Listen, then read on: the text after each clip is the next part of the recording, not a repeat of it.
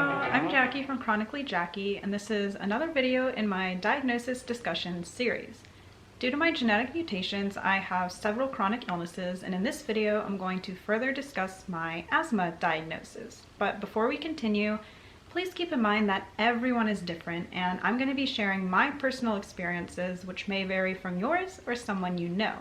Also, be sure to check out the description for the other videos in my diagnosis discussion series, as well as helpful links. So asthma is a very common respiratory condition in which the airways in my lungs constrict, making it very difficult to breathe. I have adult onset cough variant asthma, and I'll talk about the cough variant aspect first. Basically, it's exactly how it sounds. My asthma presents itself as coughing rather than the typical wheezing. And when I have an asthma attack, it's a big coughing fit.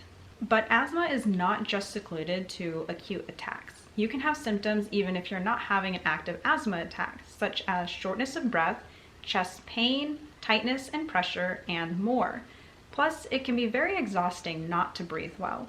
My asthma is also considered allergic and intrinsic.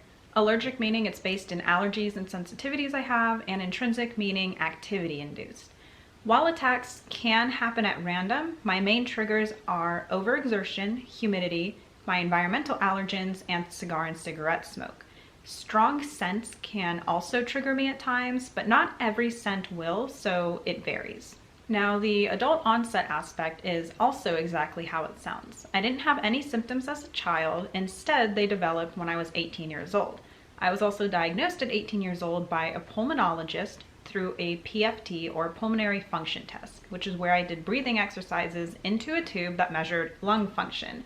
My lung function came back low and with other abnormalities that indicated asthma, and that's how I got my diagnosis. Currently, there is no cure for asthma, and how it presents itself can vary from warrior to warrior, so treatment plans will differ as well. I personally avoid my triggers, keep my home very clean, and take medications such as a maintenance inhaler. For acute attacks, I have a rescue inhaler that immediately dilates my airways, and if needed, I can attach this spacer to help me inhale the medication better.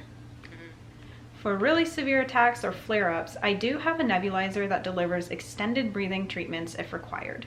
Asthma can be challenging because breathing is important after all, but I manage the best I can and keep moving forward. I hope this video about my asthma was helpful, and thank you so much for joining in on my diagnosis discussion series.